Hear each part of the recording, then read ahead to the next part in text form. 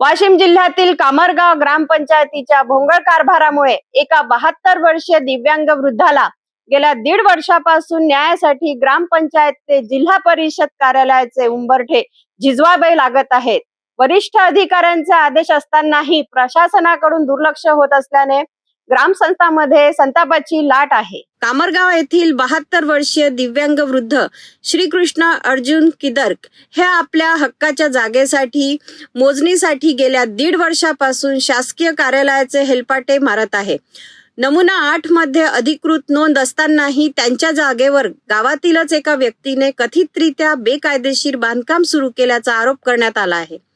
याबाबत वारंवार लेखी तक्रारी आणि स्मरणपत्रे देऊनही ग्रामपंचायत प्रशासनाने कोणतीही ठोस कारवाई केली नसल्याचा आरोप पंडित कुटुंबाने केला आहे। स्थानिक स्तरावर न्याय मिळत नसल्याने अखेर प्रकरण पंचायत समितीकडे पोहोचले। यानंतर गटविकास अधिकाऱ्यांनी 31 जानेवारी 2025 रोजी जागेची तात्काळ शासकीय मोजणी करण्याचे स्पष्ट आदेश दिले होते। मात्र वरिष्ठ अधिकाऱ्यांच्या आदेशालाही ग्रामपंचायतीने कथितपणे केराची टोपली दाखवल्याचा आरोप होत आहे।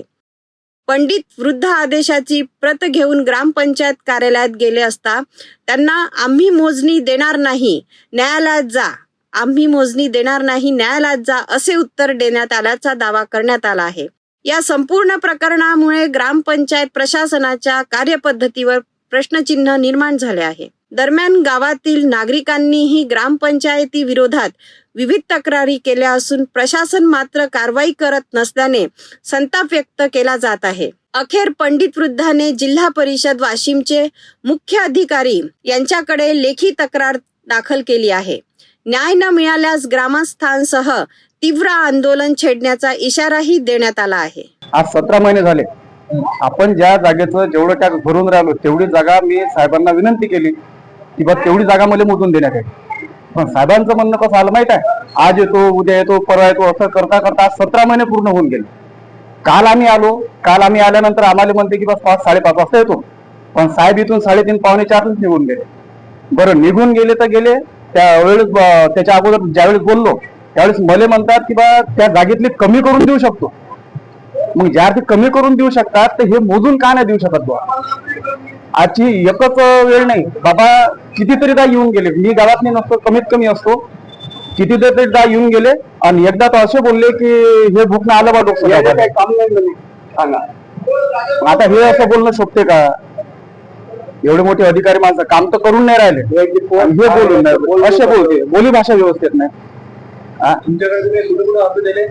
मी बीडीओ साहेब या ग्रामपंचायतला 3 दिले, सीओ साहेबाला दिले, बीडीओ साहेबाचा ग्रामपंचायतला लेटर आहे आणि सचिव साहेब म्हणत होते की तुम्ही कोर्टात जा।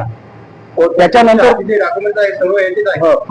हे सगळे आहेत, हे सीओ साहेबाला दिलेले आहे। हा अजून त्याच्यानंतर वकिलामार्फत नोटीस पाठवली, जसे म्हटलं होते मी दप्तर घेऊन कोर्टात येतो बा, पण तिथं पण आले नाही।